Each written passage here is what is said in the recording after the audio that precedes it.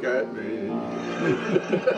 Well, we're sitting here with self, Karl Meister. Karl, it's great to be able to interview you today, and my hope is that we can get some good stories out of you, because you're always good for some good stories. Why have you tell us a little bit about how you got started in music and how you got started playing jazz? Yeah, it all started, I was born very young, and when I was 5 years old, my mother had this great, big, beautiful, upright piano. It was almost like a grand standing up on its edge. And my sisters took piano, and they would have all this piano teacher students would come to the house every week, and she'd give piano lessons all day there, and I sat and listened to them. So when I was 5 years old, I started taking piano lessons. And that was here in Spokane? Yeah, yeah. I put a lot of time in on the piano, you know, playing all the recitals and everything, all the way up through. I played the piano until I was probably 11 years old, before I had already switched to the trombone when I was in the 5th grade. And it kind of, so where were you going to school when you switched, when you started moving to trombone? I was in Finch grade school. I was in the all-city band. And then when I went to Havermale, I auditioned for the band, and I ended up on first chair when I first got there. So then I got too big for my britches. Thought I didn't need to practice, but all kids do that, I guess. So anyway, I stayed with the trombone all the way through high school. But when I was in Havermale, they had a smaller pep group that didn't play jazz, but played swing music, kind of. Okay. And then when I got to high school, after my first year, I tried out for the high school jazz band, which they called the pep band at that time.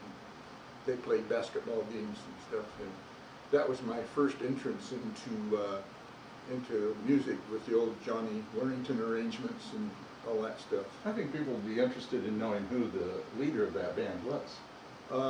Marjorie Catlin was the name of the lady that was the head of the music department at Havermale. It's amazing.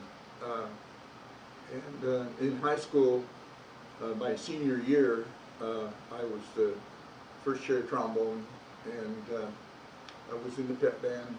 And at that time, I was also in Graf Miller's jazz lab band at Hoffman Music. There was a lot of really great players in there, and that's where I really got into things that were more difficult and very challenging.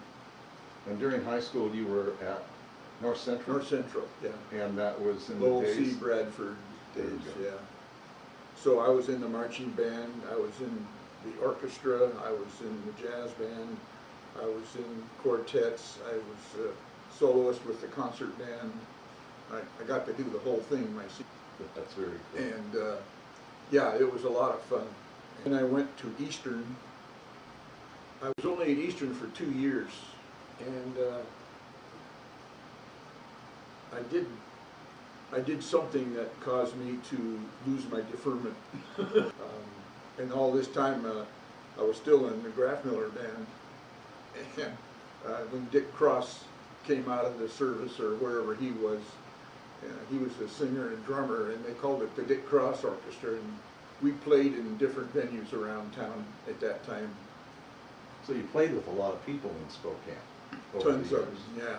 Yeah. Who were some of the notables, some of the people that you really enjoyed playing with? Well, the first actual band other than the Graf Miller group was Ralph Dickinson Orchestra, and I took Larry Brooks' place when he went with another band. He was already in it, and so yeah, Larry Brooks was one great trombone player. That was in the 1952-54 era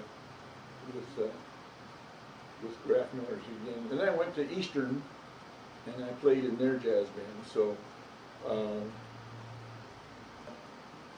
when I got out of the Army, I went back and played with Graf Miller's jazz lab band for a while, but Jazz Gallery was starting up at that point in time in Spokane, and it was Joe Sharper, Captain Johnson, Arnie.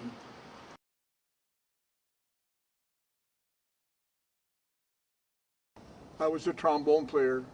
The funny thing was when I packed all my gear and walked into the band for the first time, I met somebody at the door who was leaving.